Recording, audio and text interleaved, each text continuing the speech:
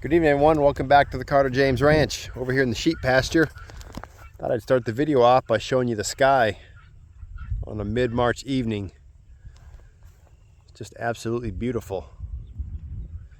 So pretty mild temperatures here. Spring has sprung early. We've been getting up into the 60s and 70s. And tonight I wanted to talk to you a little bit about overgrazing.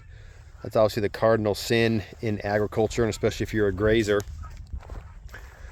Many different reasons why you overgraze, but this past year we definitely overgrazed the Carter James Ranch and the home place. Two main reasons: the drought, we didn't get good regrowth last year, and then we were scaling up our herd and the sheep flock. So that combination, I knew that we were gonna hit the ground really bad, pound it hard. So I want to talk a little bit about what we've been doing to try to minimize the effects of that. So what we did over the winter time is we stopped moving the sheep. We stopped rotating them as often, so we weren't covering as much ground with the sheep, and we were just putting down a lot of hay, which you can kind of see we've kind of confined them. We've got basically 4 little paddocks that we've been basically putting them in, giving them a bale of hay, letting them eat it down, and then we rotate them. As the weather gets a little warmer, I'm a little more concerned with parasite loads as the temperatures come up, but mainly reason why we're doing that right now is just to give this grass a little time to grow. With the cattle, we continue to move the cattle around and unroll a lot of hay, especially on the areas that got pounded really hard, to put a lot of carbon down and to continue to spread manure. Over the Arctic freeze, we actually pent the Wagyu herd up here at the home place. We did the same thing over at the Carter James, and they were pent up for, I think, close to a week, and we had 10 bales of hay, so we had a lot of hay residual in there as well as manure. So after that freeze got over, we actually went in, pulled all the manure out, all the hay out, and then we actually spread it on the pasture, and really happy with the results we've gotten here. A couple of areas are still kind of thick. Let's look here. You can still see some grass is kind of starting to pop through. So in some of these thicker areas, you know, we still got some early stuff coming. Some of the thicker areas, we need to probably come in here and put some seed, but you can see the grass is really starting to pop through these areas. This top pasture is a brome field, and we pounded this. The sheep just decimated it, and came out here, spread it out. Then I actually came over it with the mower.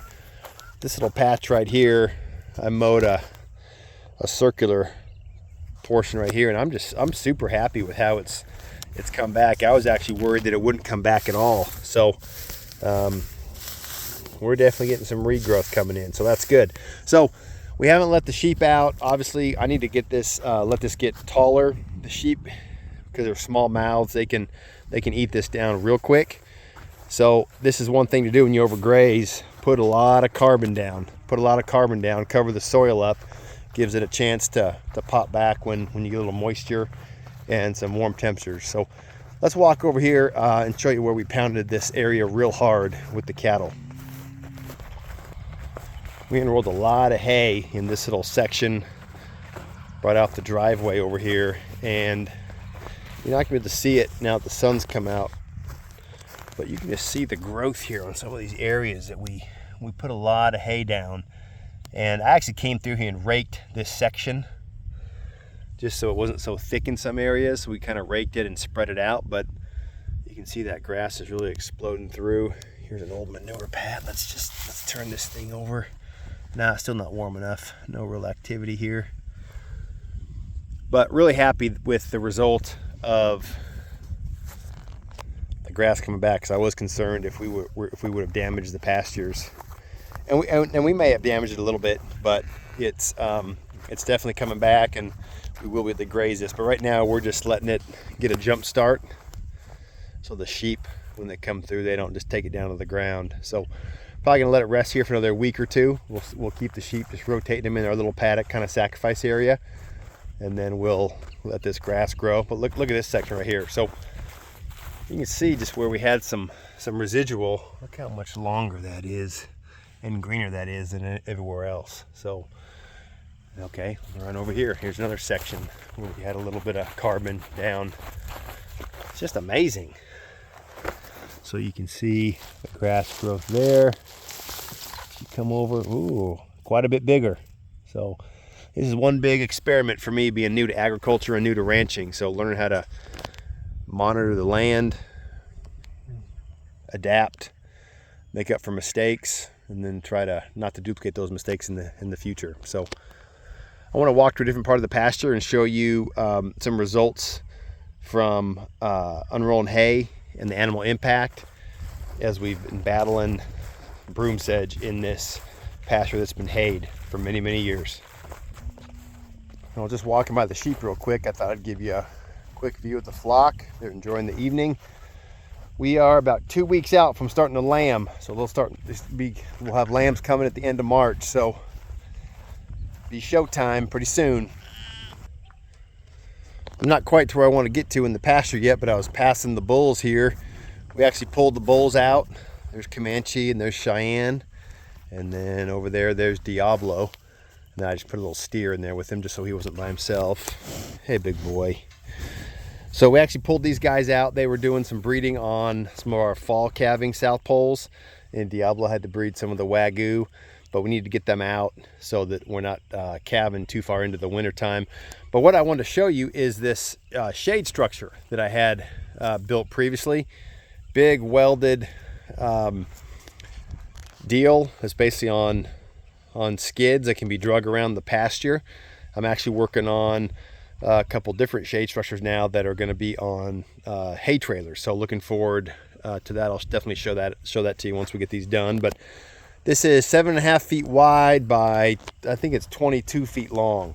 So the reason we set this up, they actually were calling for a potential of some severe weather tonight, maybe some hail, and we're not really set up right now with where we're keeping the bulls.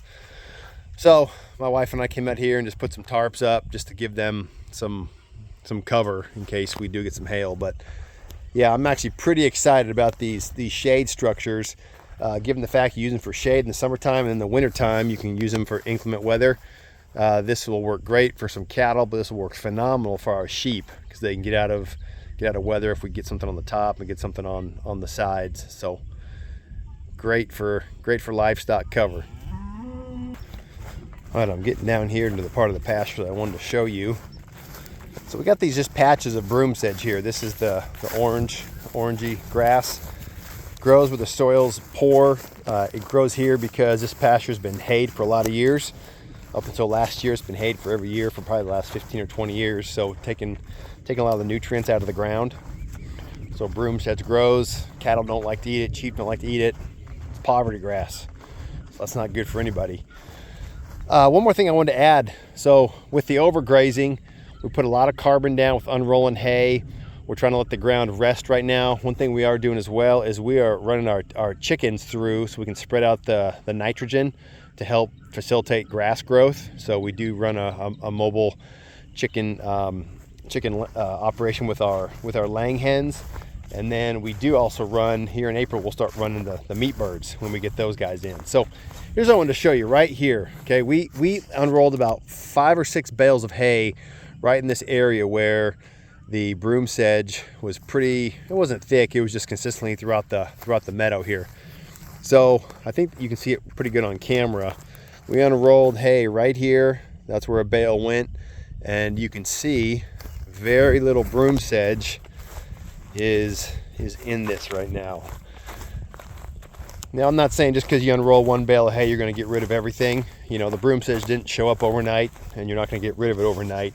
But it's just these consistent practices start changing the nature of the soil.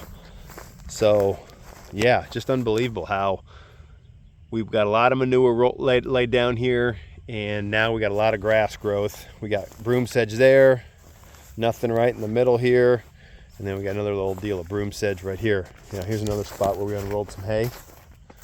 You still see some residual. You don't see a lot of orange popping up. It's pretty clear where we unrolled the hay. So, you know, I've heard this, I've heard online, different regenerative ag channels talk about this is how you get rid of broom sedge, and I was always probably a little skeptical of it, but this is our experience so far, and we really like what we're seeing in the pasture. Over along the driveway where we've run the meat birds for the last 2 or 3 years, really happy with what's going on there. We've eradicated the broom sedge just because all the fertility that we put down, and we're building that soil. So again, you get over to here, you can see the hay remnant. Not a lot of broom sedge you see. See a little bit right over here. So that's what we've done to combat overgrazing and fighting the war on broom sedge. So thanks a lot for watching, everybody. Hope you're doing well where you're at. God bless, and we'll see you in the next video.